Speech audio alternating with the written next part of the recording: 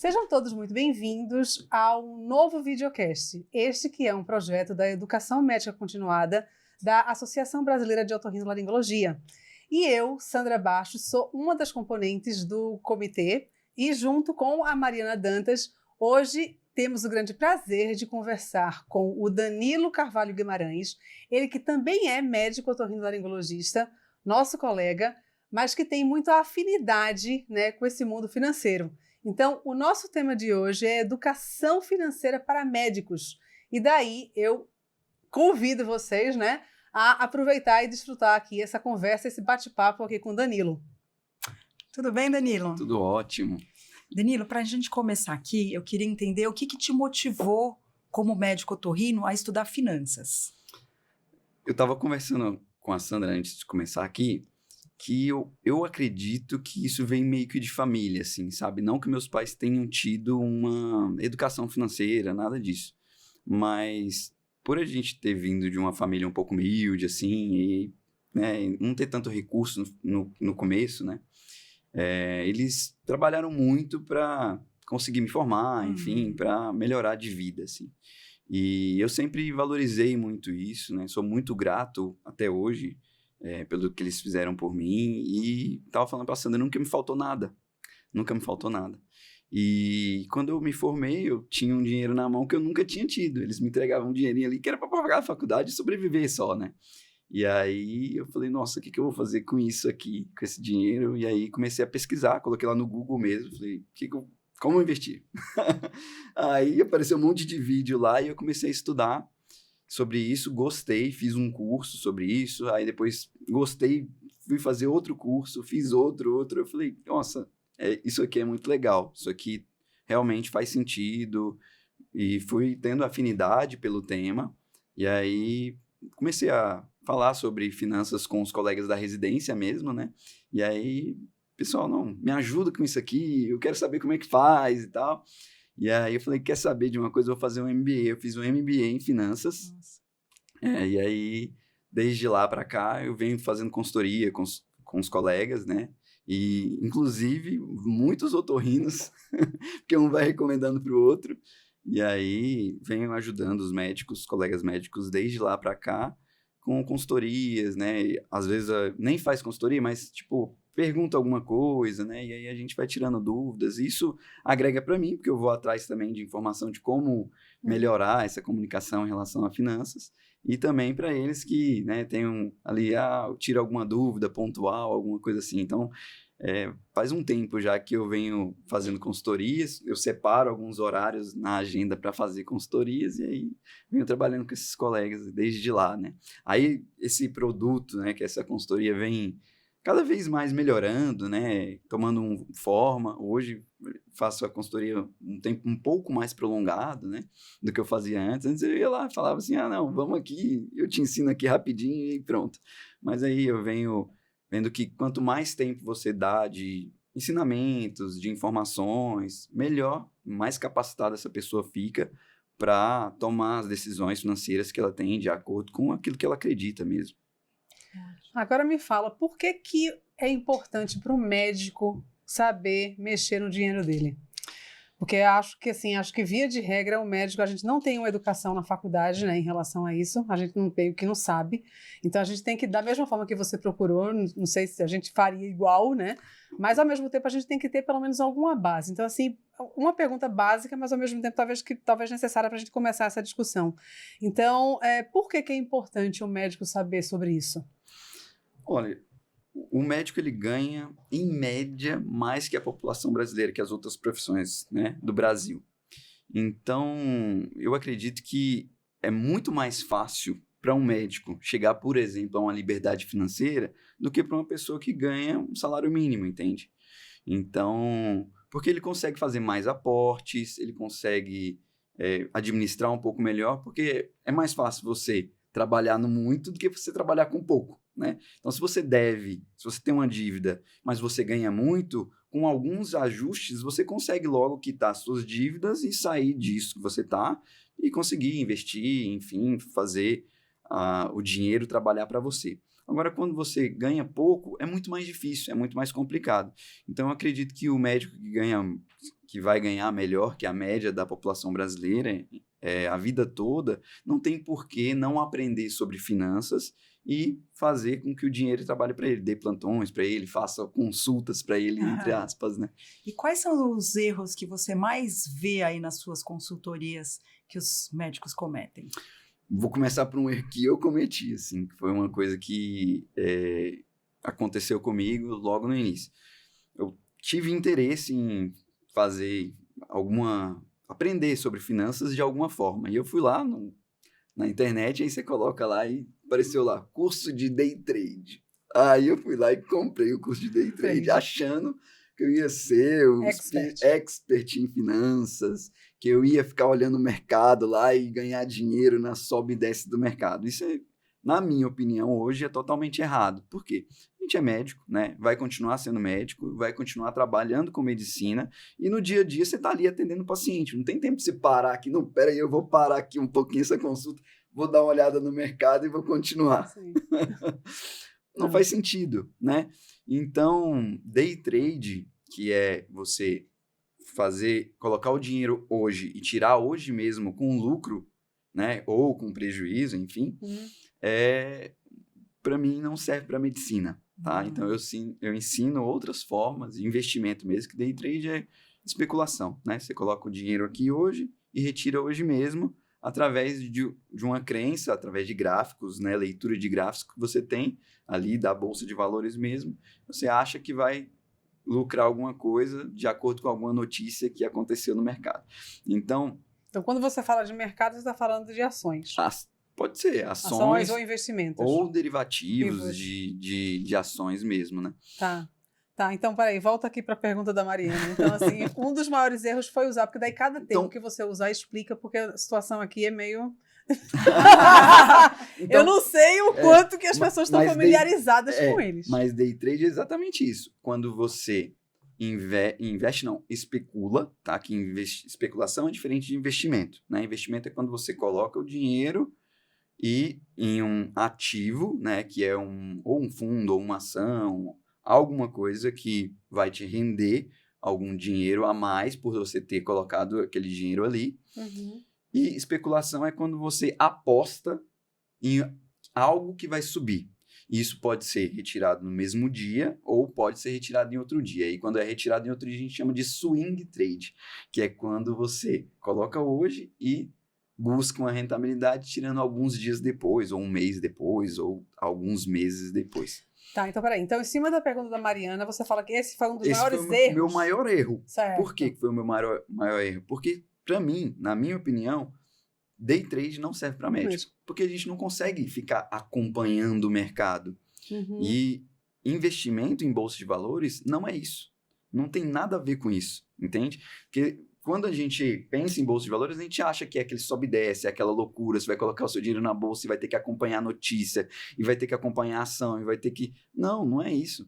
Hoje, na metodologia que eu faço, que eu invisto, eu não demoro mais que 10 minutos por mês para fazer meus investimentos. Entende? Tá. É claro que eu precisei estudar bastante antes, mas hoje eu não demoro nada. E isso cabe dentro da rotina de um médico, né? Você demorar 10, 20, até 30 minutos em um mês, em 30 dias, para você, né, trabalhar o seu dinheiro, trabalhar para o seu futuro, isso qualquer médico consegue, né? Desde que você queira. Então, esse foi o meu maior erro. E o maior erro dos outros colegas, né, que eu vejo, é achar que ele merece coisas que talvez não seja o momento, sabe?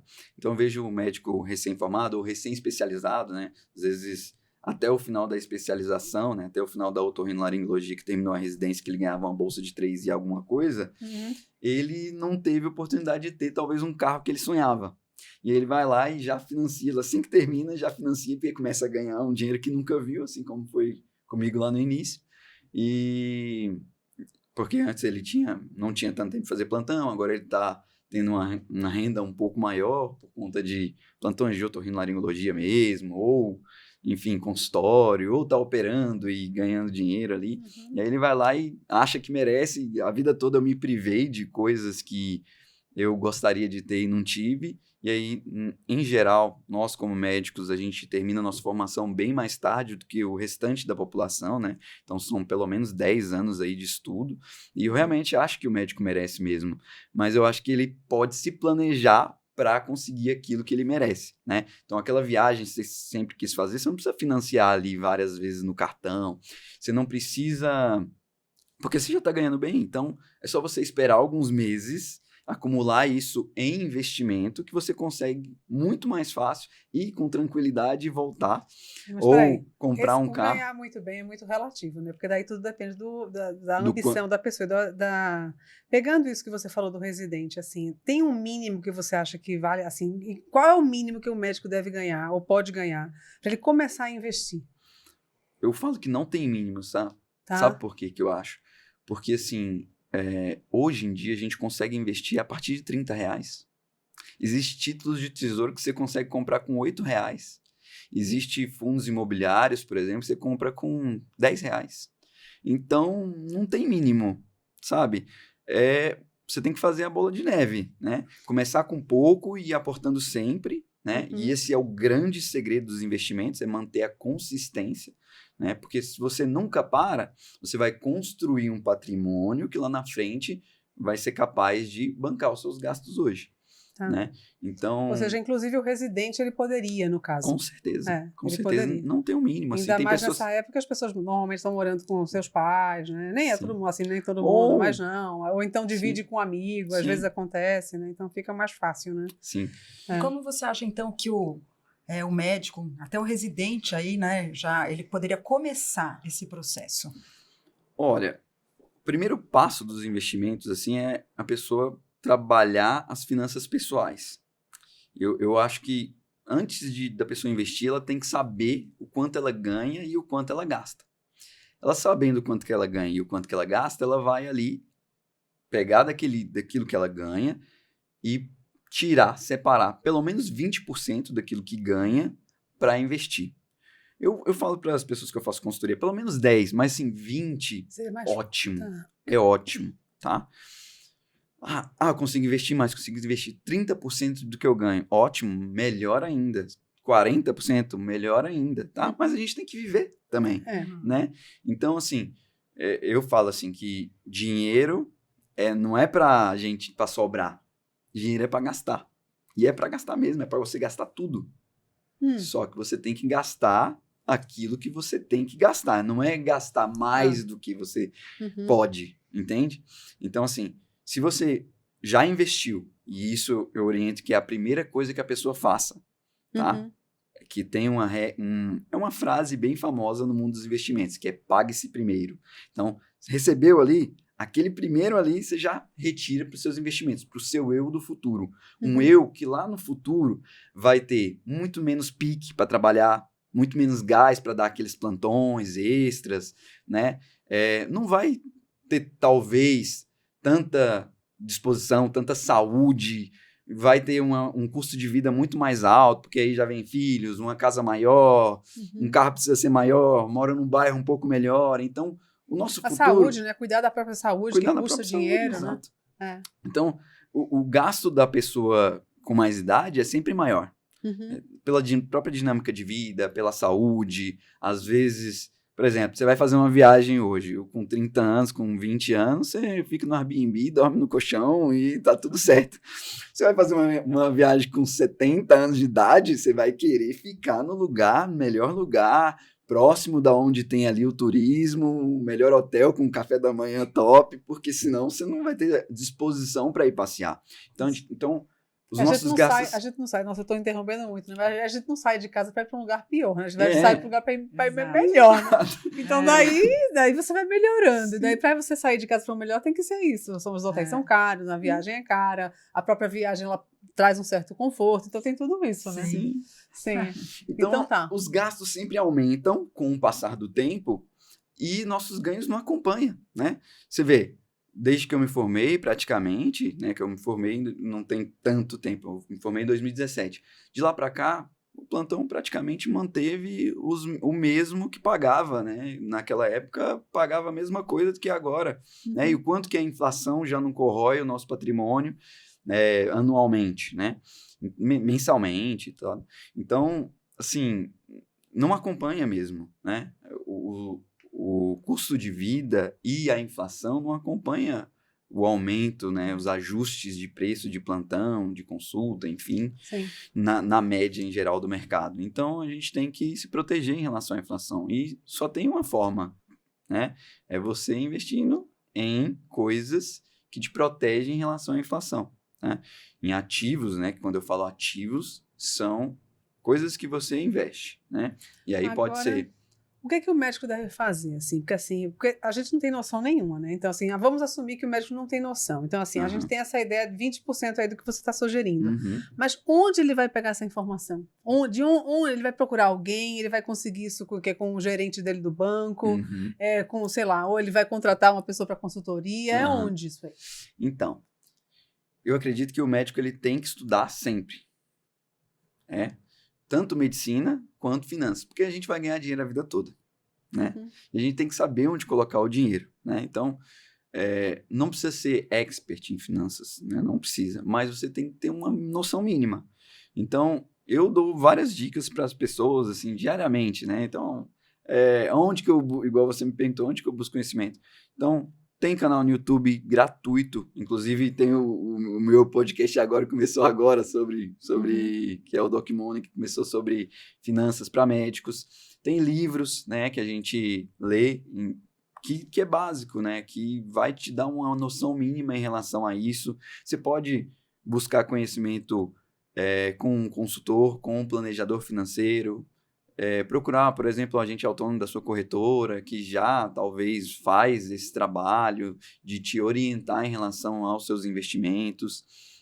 Mas você tem que estudar de alguma forma, tem que sempre buscar conhecimento, separar um momento do seu mês ou da sua semana para estudar o mínimo que seja, 1 hora que for, alguma coisa, porque você tem que ter um conhecimento mínimo até para discutir com alguém que você vai contratar para fazer, né, a sua consultoria financeira, porque, igual você perguntou sobre o gerente, por exemplo, né, o gerente do banco, ele é um bancário, então ele quer te vender coisas que para ele vai ser legal, então ele vai te vender coisas que vão pagar uma comissão para ele boa, mas que para você talvez não é tão bom, porque eu oriento as pessoas que é o seguinte, o banco tá lá e é um ótimo agente ali da nossa economia, mas ele serve, em geral, né, na maioria das vezes, o banco foi feito para pegar empréstimo. O banco é para pegar empréstimo, né? Ele foi constituído para isso. Já as corretoras, elas foram criadas para investir. Então, o gerente do banco, talvez ele não saiba tanto em relação a investimentos. Já a corretora tem lá vários produtos. Hoje em dia, assim, os bancos meio que já viraram corretora também, compraram corretoras, compraram instituições financeiras digitais que fazem investimentos, né? Os maiores bancos já têm as corretoras dentro do próprio banco. Mas na grande maioria das vezes, assim, talvez você está no interior ou não tem tanto conhecimento, você vai procurar o seu gerente lá, a pessoa física de gerente, ele vai te recomendar talvez um título de capitalização, que rende menos que a poupança. Ele vai te recomendar, não, coloca aqui nesse CDB do banco, porque vai te dar um crédito maior no seu cartão de crédito. Então, ele não está interessado em melhorar suas finanças para que você talvez chegue numa liberdade financeira. Ele quer pagar as contas dele também. Então, ele vai te recomendar coisas, talvez, que paguem uma comissão maior para ele, né? E talvez não está tão interessado na rentabilidade da sua carteira. Então, tem outros profissionais que conseguem te ajudar sem tantos vieses assim, né? Hoje em dia, tem casas de análise, talvez, que pode te ajudar, que pode te dar um direcionamento melhor. Essas casas de análise, né? É um termo que talvez os médicos não conheçam, mas são empresas que fazem recomendações de investimentos. Seja renda fixa, seja renda variável, seja ações, fundos imobiliários. Então, você pode pagar mensalmente para te dar notícias em relação aos mercados, em relação aos próprios investimentos mesmo. Agora tenho lá um especialista nessa casa de análise em relação, por exemplo, à renda fixa. Ele é um especialista em renda fixa. Então, ele vai falar assim, não, agora que a Selic subiu, que acabou de subir, quarta-feira agora, 14,75% ao ano. Então, ele fala assim, agora tá bom para você comprar Tesouro IPCA mais 2040. Não, mas explica aí o que é Selic, o que é bom, é bom ela tá baixa, é bom ela tá alta, né, Mariana? Claro, vamos pegar os bizus aqui já. Assim, ó, a taxa Selic, eu falo que é a taxa mãe da economia, né? Por que é a taxa mãe da economia? Porque ela rege os outros títulos de renda fixa, né? Tudo que está atrelado à renda fixa, ou seja, em geral, os investimentos eles são divididos em renda fixa e renda variável, em que a renda fixa está atrelada a essa taxa, que é a taxa Selic. Quem que define essa taxa? É o Banco Central, tá? É o Copom. O que é o Copom? É o Comitê de Políticas Monetárias, tá?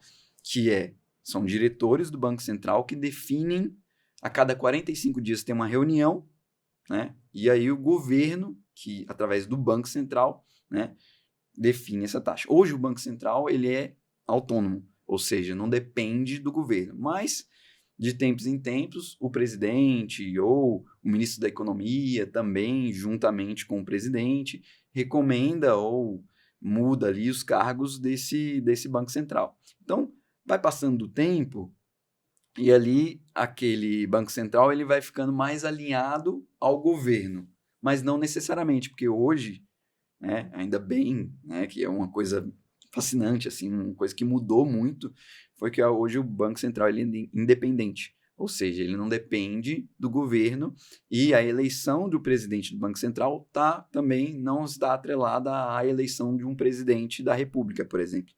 Então, quando você tem um Banco Central independente, ele define a taxa Selic de acordo com o que vai indo a inflação. Então, o Banco Central define ali a meta de inflação, né? Que a inflação é o quanto que você deterioriza os preços, ou seja, que vai diminuindo os preços ao longo do tempo. Né? Ou seja, enquanto você precisava de R$1 para comprar aquela coisa, agora você precisa de R$1,50. Isso aí vai passando o tempo, você precisa de cada vez mais para comprar aquela mesma coisa. Isso se chama inflação, né? Isso vai aumentando ao longo do tempo. E aí ele tem essa meta de inflação. Para suprir essa meta de inflação, ou seja, para que fique a economia equilibrada, ele precisa aumentar as taxas básicas de juros de investimento, que é essa taxa Selic. Então, a taxa Selic a 14,75% ao ano é uma taxa bem alta, inclusive para níveis Brasil. Tá? Então, em geral, o Brasil fica ali 10% ao ano, mais 14,75%. Há 20 anos isso não acontecia, desde o governo Dilma. Então, é uma taxa bem alta. Então, se a taxa Selic está alta hoje, quer dizer que muitos investimentos não valem a pena. Isso, investimentos que eu falo, é investimentos um pouco mais arriscados. Por exemplo, um empresário que ele vai pegar o dinheiro dele e investir em um negócio para abrir, empregar várias pessoas, para fazer talvez algum produto ou fazer algum serviço, prestar algum serviço para a população, para render 10% ao ano, para ele não compensa, porque está abaixo da taxa básica de juros. Então é melhor ele pegar aquele dinheirinho que ele ia investir, abrir uma empresa, empregar várias pessoas e colocar no tesouro, né, que é comprar um título de dívida pública, do que ele fazer todo esse rolê para, no final das contas, perder para a inflação. Entende? Perder para a taxa básica de juros. Então, não compensa. Então, é ruim para a economia, para girar a economia, para os bens de consumo, mas é bom, por exemplo, para quem tem um dinheiro que já está investido e quer colocar mais, quer apostar mais na dívida pública do país e aí vai render mais. Entende? Então, a gente chama de rentistas, né? A pessoa que pega ali o seu dinheiro, empresta para o governo a fim de garantir ali uma rentabilidade. Então, 14,75 é uma taxa alta. Há muito tempo a gente não tinha essa taxa. E aí, quem pega o dinheiro ali e aposta que o governo vai pagar essa taxa daqui a alguns anos, vai ter uma rentabilidade boa, bem acima da inflação. Assim. E mesmo nesse cenário que a gente está, você acha que ainda é importante diversificar? Tudo bem, não vamos falar em coisas de muito risco, Sim. mas é importante neste cenário? Olha, eu acredito que a gente sempre tem que diversificar. A gente não pode colocar, igual a gente fala, né? Todos os ovos em uma única cesta, tá? Então, essa diversificação é muito importante para você diminuir os riscos. Por exemplo, vamos pensar aqui que eu seja uma pessoa que não acredito tanto nesse governo atual. Vamos pensar nisso. E aí, eu penso que o Brasil é um país que não está indo muito bem e que está piorando cada vez mais e que eu estou pensando que talvez no futuro eu nem vá ficar aqui. Não é interessante, talvez, eu me arriscar um pouco mais e colocar um dinheiro fora, né? Investir na Bolsa de Valores americana, por exemplo, que é bem fácil. Hoje em dia tem corretoras que são para brasileiros, corretoras americanas que são para brasileiros. Então, tudo em português. E você consegue investir tudo daqui do Brasil e colocar em reais e transformar para dólar, tudo dentro da corretora. Então, essa diversificação, na minha opinião, tem que ser tanto de país quanto para tipos de investimento. Então, você pega ali, coloca um pouco em renda fixa, talvez um pouco em ações, outro pouco em fundos imobiliários, outro compra imóveis mesmo, imóveis fixos, né, imobiliário, né, tem investimentos imobiliários e investimentos mobiliários, né, que a gente fala da Bolsa de Valores, né. Então, a diversificação é muito importante, até para você não estar correndo um risco tão grande. Vamos supor que você, só um exemplo, né, que você tenha só imóveis, e aí o mercado imobiliário acontece igual aconteceu, por exemplo, a crise financeira de 2008, que tudo caiu de preço. Caiu muito tudo de preço em relação a valores de residência mesmo, residenciais, né, de imóveis mesmo. Tudo caiu muito de preço. Então, você está sujeito a esse risco, caso você tenha só um tipo de investimento. Agora, vamos supor que você tenha, além de imóveis, você tem bolsa, você tem ativos em... Ativos são investimentos, né? Em empresas, então você tem várias ações, você tem outros tipos de investimento, como, por exemplo, ouro, tem fundos que investem em ouro, ou, por exemplo, você tem outras formas de investimento, outra diversificação em outras moedas, como, por exemplo, uma criptomoeda. É uma forma de diversificar, tá? Entendi. Deixa eu entender aqui, porque assim, tem essa diversidade toda, né? E só que daí, vamos imaginar, voltando, eu sei que eu estou sempre voltando para o início aí, mas da formação, mas veja, qual seria o melhor desses todos, assim, mas ao mesmo tempo, para a gente chegar nesse melhor, talvez valha a pena você explicar um pouco disso, porque assim, não dá para um jovem médico, né, um recém-formado, não sei quantos anos ele tem que ter para ele conseguir fazer aporte diversificado dessa forma. Então, tem alguma coisa que seja melhor para começar, mas que ao longo do tempo ele vá, sabe, assim, e daí ele vai crescendo essa diversidade, porque eu estou assumindo que talvez a diversidade no início não dê para ser feita, né? Faz sentido a pergunta? Faz total. É uma pergunta, inclusive, muito inteligente. Como que eu posso investir com pouco conhecimento, com pouco tempo para análise do mercado e com pouco dinheiro? Existem fundos de investimento com uma taxa de administração bem baixa e que já é diversificado. Só de você colocar nele ali, você já está investindo em várias empresas ao mesmo tempo. Esses fundos se chamam ETF, que são uma sigla em inglês, né, que se chama Exchange Trading Funds, que são fundos em que acompanham índices do mercado. Por exemplo, existe um índice que chama Ibovespa. Eu não sei se já ouviu falar no Jornal Nacional, sempre fala, né? Sim. Assim, tem aqui o índice Ibovespa subiu 2%, o índice Ibovespa caiu 5% ou 15%. Existe um índice que acompanha, existe um fundo que acompanha esse índice. Então, ele já investe nas empresas que estão no índice Ibovespa. Então, só de você colocar ali, já está diversificado em várias empresas, todas que estão nesse índice, entende? Então, você já vai acompanhar a rentabilidade da própria Bolsa Brasileira, vamos dizer assim. Tem vários tipos de ETF, você pode investir em ETF, por exemplo, que investe em ações americanas, ou um ETF, né, que é outro fundo, que investe só ações que pagam dividendos, ou só por exemplo, ações que estão relacionadas com a inflação. Ações não, títulos que estão relacionados à inflação.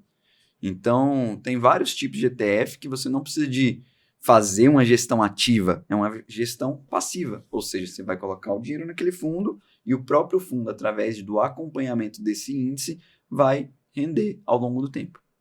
Então, é importante, assim, a gente ter um mínimo de conhecimento para saber que esse fundo vai te cobrar ali 0,25% ao ano sobre o lucro quando você resgatar, por exemplo. Então, o melhor é o combinado do quanto você tem e do que você quer fazer, né? E onde você quer chegar. Quando a gente vai fazer consultoria, né? Igual, às vezes eu dou esse exemplo, assim, e aí também está relacionado com a sua pergunta anterior, por exemplo. Muitos colegas que vêm e me perguntam assim, ó, Danilo, qual que é o melhor investimento hoje? Aí eu respondo da seguinte forma. Se chegar um paciente ali e entrar por aquela porta e falar bem assim, qual que é o melhor antibiótico para mim? O que você vai responder para ele? Aí a pessoa fala, não sei, eu não sei o que ele tem. Eu falei, então, exatamente, é a mesma coisa. Então, o investimento é melhor dependendo de cada pessoa e do momento que ela vive.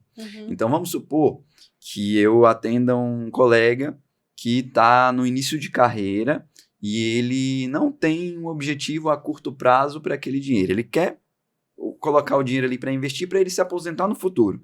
Então, a gente vai escolher ativos, né, que são investimentos, para o longo prazo e para a rentabilidade. Diferente, por exemplo, se chega um colega que já tem um patrimônio constituído já e quer a rentabilidade disso, ou seja, quer os dividendos. Então, a gente vai escolher, por exemplo, talvez ações ou títulos públicos, ou que são títulos públicos, são dívidas do governo, tá? Que pagam alguma renda mensalmente. Então ele precisa, já parei de trabalhar, ou já estou planejando parar de trabalhar daqui 2 ou 3 anos e eu preciso de uma renda. Então essa carteira de investimentos, que são todos os investimentos que ele tem, é diferente para aquele médico que está pensando em parar logo do que para um médico que está começando agora.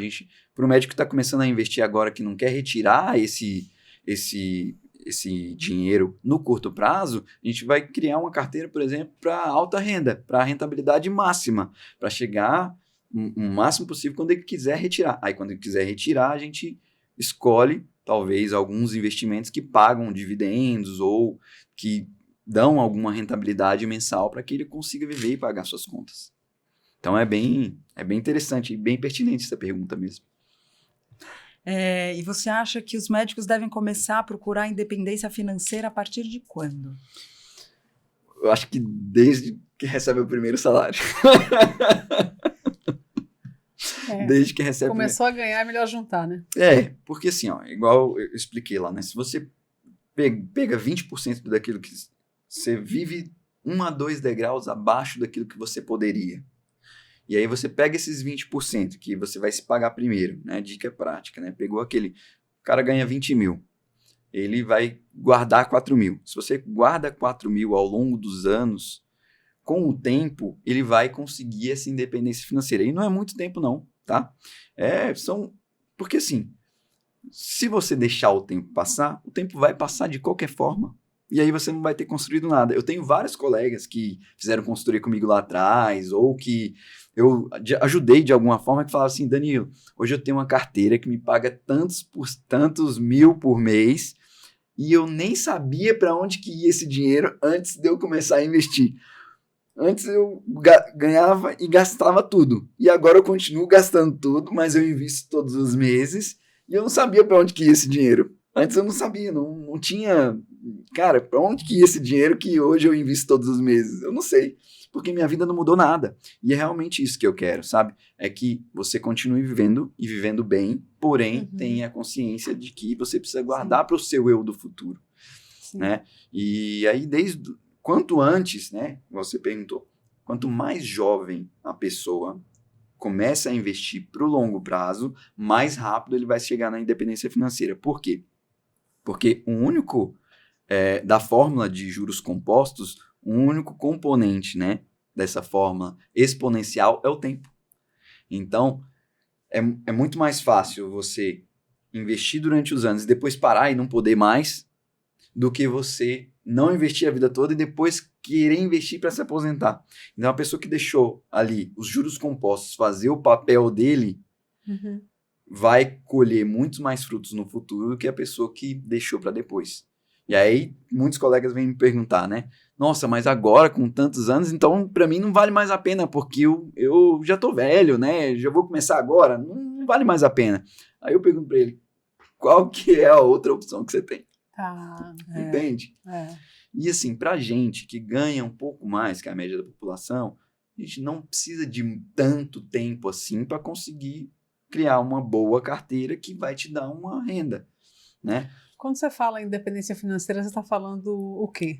Não sei se dá para falar em números, porque também isso é tudo muito relativo, né? O que é independência financeira para cada um de nós aqui? Independência financeira é quando você tem uma carteira de investimentos, ou seja, você foi acumulando ali ao longo dos anos, que te dá uma rentabilidade que paga todos os seus custos de vida. Ou seja, você começou aqui agora a investir, você vai acumulando uma carteira. Com o passar do tempo, ela vai te pagando rentabilidade. Seja quando um título, né, por exemplo, um LCA, né, que é a letra de crédito do agronegócio, te paga, por exemplo, vence e te paga ali a rentabilidade daquilo que você deixou ali.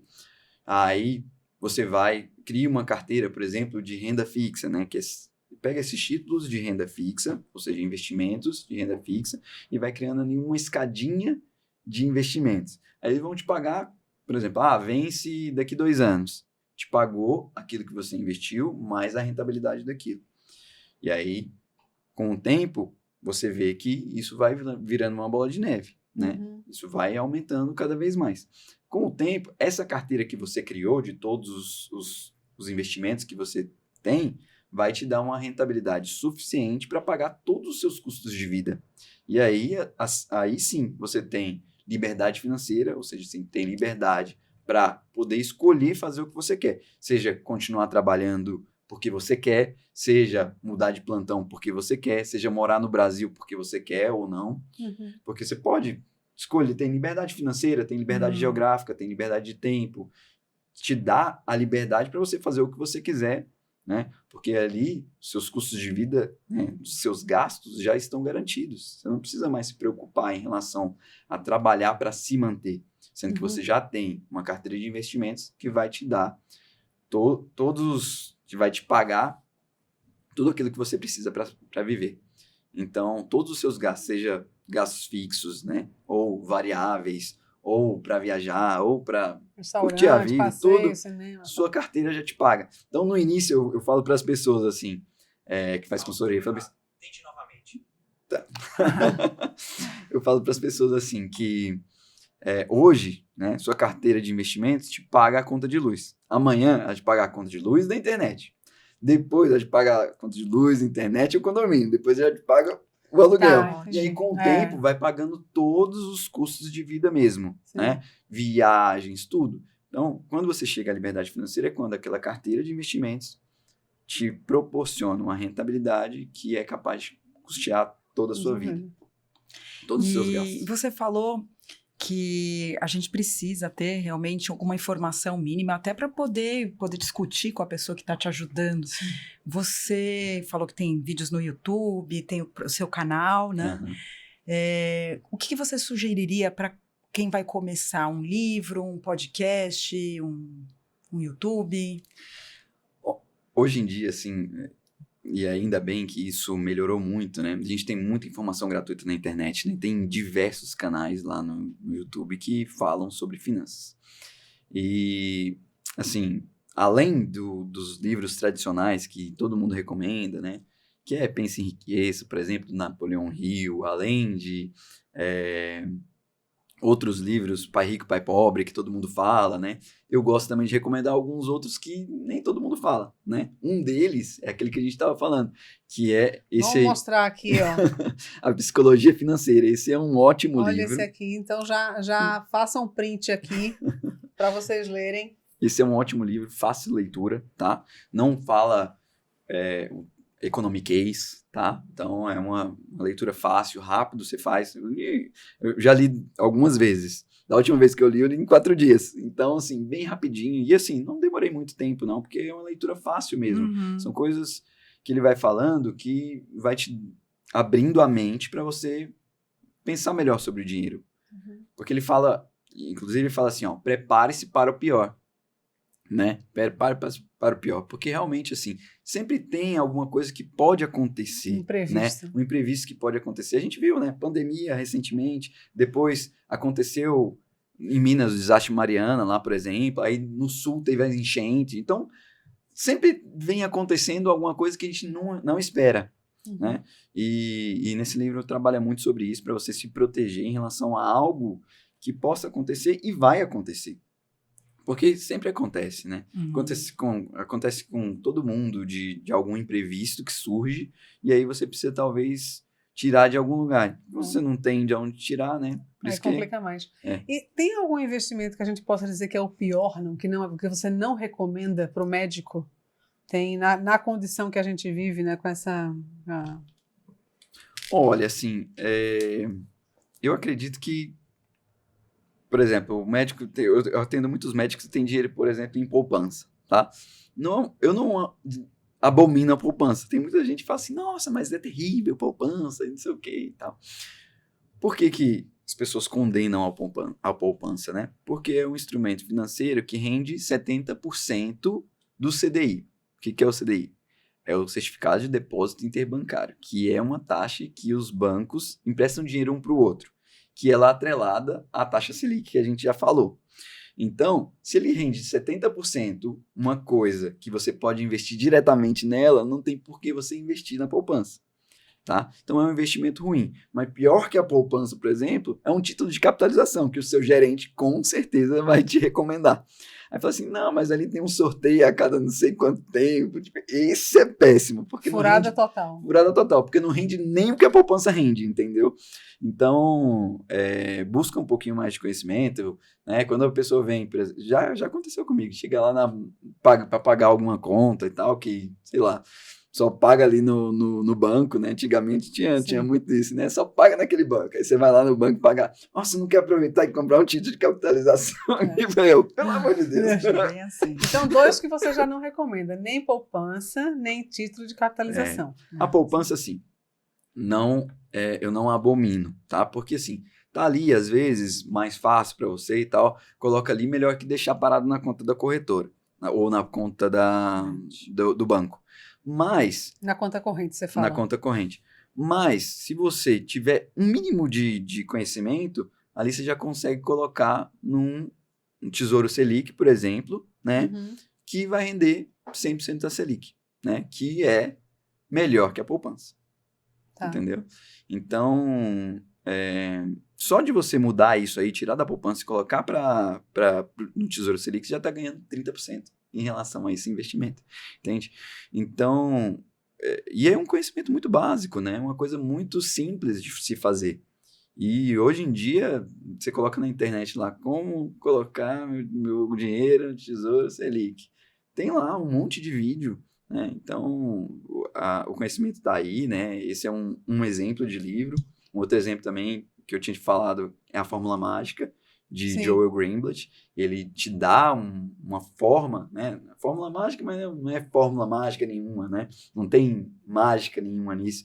É um método que ele criou para você investir em ações, por exemplo, que é um tipo de investimento, né? Tem vários outros tipos de investimento que você consegue fazer e com pouco estudo, né? A gente não precisa se tornar um expert em investimento para começar a investir. Tem que fazer. E uma dica que eu dou, assim, que aí, se você fizer realmente, isso vai mudar a sua vida, né? Que é ter consistência, investir todos os meses. Sim. Todos os meses ir lá investir, separar um dinheiro para você investir. Isso é o que muda o jogo, né? Isso você falou algumas vezes. Será que, se você tivesse que dar um único conselho para o médico que está assistindo, o que você falaria? Seria isso mesmo, né? Você ter consistência, ter persistência. No início é muito difícil. Até os primeiros 100 mil ali investidos é bem difícil. Porque você não vê retorno nenhum. Aí você fala, não, será que vale a pena mesmo eu deixar de, sei lá, fazer o que eu gostaria com esse dinheiro para investir num futuro que aí as pessoas falam assim, eu nem sei se eu vou estar vivo amanhã, entendeu? Vai estar vivo e vai estar pobre, entendeu?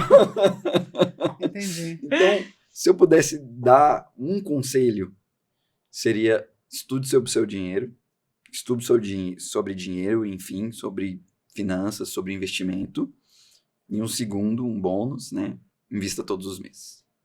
Porque isso que realmente vai mudar no longo prazo, os juros compostos vão fazer o papel dele e vai fazer com que você tenha uma carteira que talvez até nem chegue a te dar uma liberdade financeira, dependendo da sua idade ou de quanto você aporta, ou qual que é os seus gastos, né? Porque tem tudo isso, né? Depende de quanto você gasta, depende de quanto você aporta, ou seja, quanto você coloca de dinheiro todos os meses naqueles investimentos, e qual que é a rentabilidade daquilo que a sua carteira está te dando, né? A sua rentabilidade anual. Mas talvez nem chegue a te dar uma liberdade financeira, mas te traga um conforto, né? Sim. Talvez se você tivesse que... eu tenho que trabalhar 7 dias na semana para conseguir pagar a minha vida atual. Com a carteira de investimentos, talvez você tenha que trabalhar só 2. Entende? No futuro.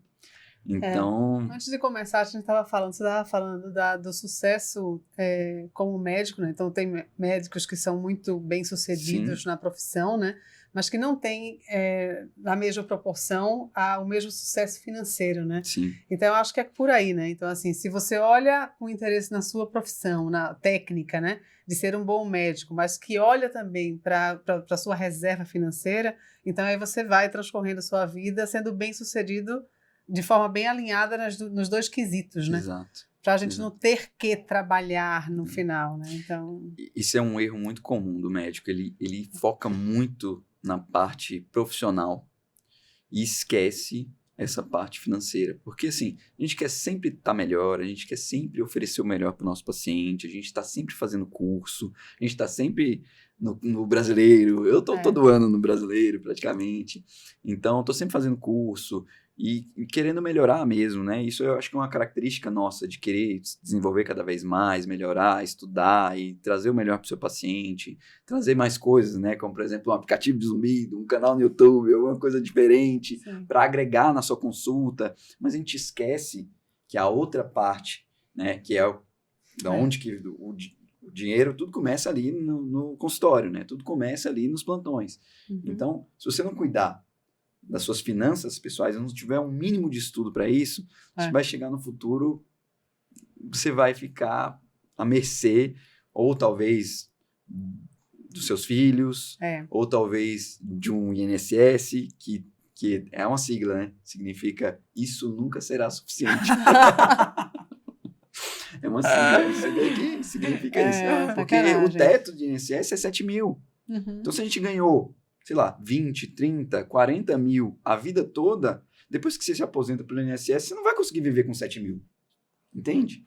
Então, as pessoas têm que, os médicos, os colegas, né, têm que entender que se ele não guardar para o futuro, o INSS nunca será... E se pagar, né? Porque a gente sabe que, né, teve um escândalo agora recente que estava roubando aí dos idosos e tal.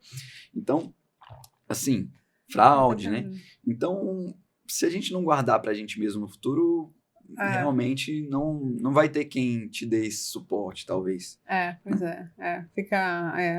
só que a gente não tem essa educação na faculdade, né? Não. Então é muito curioso, porque o Danilo é um jovem, a gente pode dizer que você é um jovem médico, né? Se comparar comigo, pelo menos. Sim, comigo. Você tá jovenzinho ainda. Um jovem médico, mas que traz aí, talvez de uma forma muito inspiradora, né? Então, assim, um alerta, eu acho que, né? Eu espero que muitas pessoas assistam, né, a esse videocast, né? Para que daí a gente, né, acenda o grau de importância disso, né? Para que a gente, isso ter que trabalhar quando a gente está com a idade mais avançada, porque a gente vai mudando mesmo os interesses, né? Então, a gente tem piques maiores no começo, né? E depois a gente vai... Não, a gente ainda está com bastante pique, né, Mariana? Sim. E a gente depende da nossa saúde, né? Se a gente depende da nossa saúde, exatamente. Se a gente não puder trabalhar, a gente tem que ter essa reserva, né? Essa reserva, acho que ela dá um respiro muito grande, né? Então, assim... nós somos profissionais liberais, nós somos autônomos, né, na maioria das vezes. Sim. E se a gente não faz pra gente mesmo, não tem quem faça. Né? Então, é muito importante. E aí, essa questão de você viver 1 a 2 degraus abaixo, gastar menos do que você ganha, né? E ir acumulando ali durante o tempo, né? Para você construir uma carteira que vai te dar uma rentabilidade boa ao longo do tempo, é uma coisa que eu acho que tem que entrar na cabeça dos médicos, principalmente, e é para isso que eu trabalho, é para isso que eu falo tanto, sabe? Converso com colegas, porque eu acho que isso vai fazer diferença, sabe? Para a pessoa. Sim. Eu tenho colegas que fiz consultoria lá atrás que me falam assim, Danilo, se um dia eu aposentar, a culpa é sua, viu? Eu falo, graças a Deus, então tá tudo certo. Ô Danilo, repete pra gente aí qual que é o nome do seu podcast. Chama Doc Money. Doc Money, tá no YouTube e Spotify. E aí, começou agora, né? A gente tá com o primeiro episódio, mas a gente já gravou alguns, mas tem que estar o primeiro episódio só lá no canal. Mas toda semana a gente vai postar um e se tiver dúvida também pode mandar lá. Qualquer coisa também pode me buscar no meu Instagram, lá danilc.guimarães. Eu sempre estou postando, igual a Sam falou, meus stories são repletos lá de coisas, assim. Eu não acredito muito em notícias de finanças, mas eu sempre vou falando em relação ao mercado financeiro de fato, em educação financeira para colegas médicos, falo em relação a colegas que fizeram, aí às vezes eu abro caixinha de pergunta, o colega coloca lá, como coisa divertida assim, eu falo, ó, é assim que você tem que fazer, então vou tirando dúvidas ali, porque eu acredito que isso realmente, às vezes até a pessoa não faz consultoria comigo, já aconteceu muito, assim, de um colega vir e falar para mim, Danilo, você sabe que eu comecei a investir porque você falou sobre investimento, eu fui atrás, fiz um curso de tal pessoa, não tem problema nenhum se fazer o curso de outra pessoa, ou ler ler livros, buscar canal no YouTube, desde que você faça, porque isso é para você mesmo, né? Sim. A gente tem que ir atrás pra gente mesmo. Agora, deixa eu te falar, assim, a gente não precisa fazer o MBA como você fez, né? Porque o Danilo, ele é jovem médico, mas ele já fez um MBA em finanças. Mas, assim, isso não vai ser né? Isso vai ser uma minoria dos médicos que vão encaminhar nisso aí. Então, ou seja, a gente não precisa dessa quantidade de informação que você terminou obtendo. Mas, antes da gente terminar, faz um resumo, assim, de um passo a passo. Então, assim, é começar o quanto antes, é guardar pelo menos isso aí, 20%. Então, vamos fazer um resumo meio prático assim da pessoa. A dica, todo mundo gosta da dica. Aquela dica que se você não ficou até aqui, você não pegou. Então aí ouça o Danilo até agora pra gente, né, pra dar como se fosse um resumo assim da. Então vamos lá, começar. Você tem que fazer os cálculos de quanto você ganha e o quanto você gasta. Primeiro, você fez o cálculo de quanto que você gasta dos últimos pelo menos 3 a 4 meses, dividiu por 4. Ou, se você quiser ser mais criterioso, pega os últimos 12 meses de gasto, divide em gastos essenciais e não essenciais, né? Que é isso que eu faço na consultoria. Divide em gastos essenciais e não essenciais, vê quais são os seus gastos essenciais, né? Que é o aluguel, transporte, alimentação, os não essenciais, tudo que for não essencial que você puder tirar, porque tem muita coisa que não faz sentido naquele momento você ter de gasto. Por exemplo, às vezes você está morando do lado do trabalho e tem um carro lá que está parado lá que não precisaria ter. Então, fez os seus gastos essenciais, não essenciais, sabe o quanto você tirou o máximo possível dos gastos não essenciais para eliminar. Sabe o quanto você gasta, sabe o quanto você ganha, veja o quanto você vai investir por mês. Pegou esse tanto que você vai investir, você vai... Primeira coisa que você fizer, quando você receber, ou seja, recebeu, sei lá, fez lá, 20 plantões, 2 plantões, 10 plantões, 2 plantões vai ser para guardar. Reserva. Tá. Reserva de emergência. Aí você constitui a reserva de emergência, que foi um conceito que a gente não falou aqui, mas é um dinheiro que você vai colocar em um investimento para resgate imediato, que existem vários, né? Para resgate imediato, com um custo de vida de pelo menos 3 a 6 meses de tudo aquilo que você gasta por mês, mensalmente. Aí você já fez esses cálculos de quanto que você gasta em média mensalmente, porque o nosso gasto é variável, assim como os nossos ganhos no autônomo, né? Uhum. Então, você vai fazer uma média daquilo que você gasta e uma média daquilo que você ganha. Você fez essa média, você sabe o quanto que você tem que investir para você constituir sua reserva de emergência. Constituir sua reserva de emergência, você tem 6 meses ali, pelo menos, de acumulado em um investimento que você consegue resgatar no mesmo dia, acumulado em um investimento, parou, acabou sua reserva de emergência. Dali para diante, você vai constituir a sua carteira de investimentos. E aí você pode, né, ou estudar por conta própria para escolher bons investimentos, ou você pode contratar alguém, por exemplo, uma consultoria ou um planejador financeiro, ou você pode, através, né, de fundos de investimento, terceirizar essa gestão, certo? E aí você vai acumulando cada vez mais, né? Pega ali pelo menos os 20% e vai colocando cada vez mais. Vai chegar um momento que você vai ter uma carteira que vai te dar uma renda suficiente para custear sua vida, né? Para pagar todos os seus gastos do seu dia a dia. Isso não é muito demorado no nosso caso, desde que você não tenha muitos gastos, né? Desde que você mantenha o controle financeiro, né? Saber quanto que você está gastando ali mensalmente. Não é muito demorado quanto? 20 anos, 30 anos? Depende. Então, Sandra, é que tudo depende de quanto que você gasta. Tudo depende de quanto você gasta. Se você gasta muito, você vai demorar mais. Talvez você nem chegue, dependendo de quanto que você guarda. Mas, em geral, depende de quanto que você quer viver. A gente tem que fazer um cálculo retroativo, né? Por exemplo, isso é agora um exemplo, um cálculo mesmo que a gente meio que faz assim. Por exemplo, aí vocês vão achar meio... Eu vou falar, as pessoas assim se assustam e acham absurdo, sabe? Por exemplo, uma pessoa que tem um custo de vida de 50 mil, vou jogar alto agora, tá? 50 mil de custo de vida. E precisa de uma carteira de investimentos que custeie esses 50 mil e não quer que essa carteira se deteriore. Ou seja, não quer tirar da própria carteira para pagar os seus custos de vida no futuro, por exemplo. Quanto que ela tem que ter investido, em média, tá?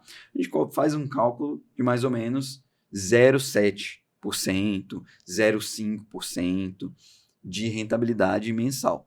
Então, por exemplo, se a pessoa tem 50 mil, ela vai ter que ter ali os seus 7 milhões investidos para pagar esses 50 mil de gastos. Entende? E aí, as pessoas, mas isso é impossível. É impossível para quem não começou. É impossível para quem não faz, para quem não confia no processo. Né? Mas para quem confia, para quem vai colocando dia a dia, ao longo do tempo, isso é totalmente factível.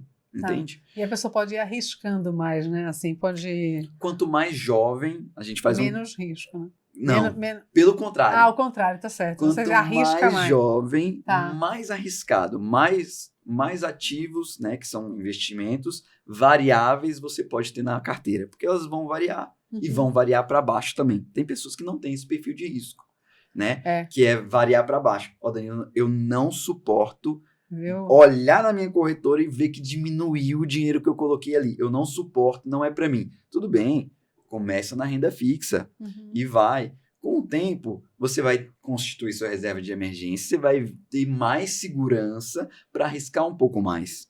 Arriscando um pouco mais, geralmente a renda é maior, porque tem essa regrinha, né? Quanto maior o risco, maior o retorno, maior a possibilidade de retorno. Só que a renda variável varia também para baixo. Sim. E aí, quando ela varia para baixo, você aporta ainda mais, ou seja, você coloca mais dinheiro e mais dinheiro, você está comprando mais barato, como se estivesse numa promoção.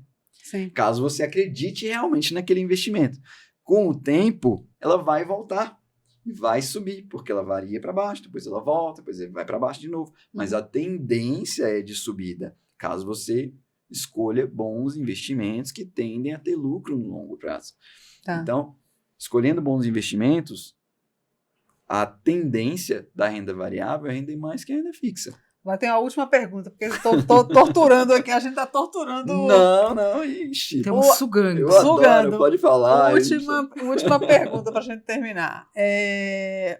Como que você chama, o que você considera uma pessoa rica? Uma pessoa rica é uma pessoa livre. É isso que eu acho. Uma pessoa rica é uma pessoa livre, que tem liberdade de tempo, liberdade geográfica, liberdade para fazer aquilo que ela quiser com o dinheiro dela, porque o dinheiro, ele não é o objetivo. O dinheiro é um meio de troca. É como se fosse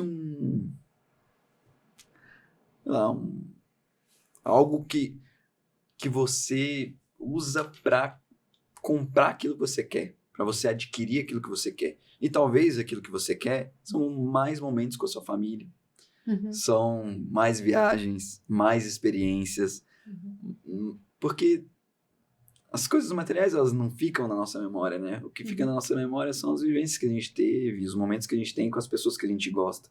Então, para mim, a pessoa rica é uma pessoa que tem liberdade de tempo, liberdade geográfica, de estar no lugar que ela quiser, na hora que ela quiser. Com quem ela quiser. Com quem ela quiser. E os ótimo. investimentos é um meio da gente conseguir ser rico. Sim. Nossa, Ótimo, sensacional. Até me arrepiei. Muito bom. Ó, terminou filosoficamente discutido aqui um assunto tão objetivo como é finanças, né? É, Então, foi muito bom. nossa, muito bom, não foi, Mariana? Foi ótimo. Preciso fazer mais vezes esse. Precisa fazer mais vezes esse, né? Eu espero que as pessoas escutem bastante aí, porque eu acho que vai ser, assim, pelo menos tomar um gosto pelo tema, né? Assim, Sim. porque eu acho que o médico tem medo mesmo de mexer em dinheiro, e daí esse medo transforma, talvez, né? Vai comprometer muito, talvez, a qualidade de vida no momento que ele não tem que se preocupar com isso, né? Sim. Então, é muito bom. Mais alguma coisa aqui, Mariana? Eu acho que a gente sugou tudo que a gente podia. Vamos marcar mais para falar coisas mais técnicas, vamos aprofundar nisso aí, mas precisando de mim também, estou disponível, minha rede social lá está aberta para todo mundo que quiser. Sim. Os colegas otorrinos que quiserem tirar dúvida, pode mandar, eu vou achar bom, gosto de responder, Sim. até porque isso cria conteúdo para mim também, né? Sim. E aí ali vou divulgando, e aí esse é o objetivo, né? A gente cada vez mais aprender mais sobre finanças. Muito bom. Muito obrigada, né, Nada. pelo Obrigada, aceite do Danilo. convite, né? E você que é associado, então fique ligado aqui no videocast que tem muito mais aí por vir. Muito obrigada. Até mais.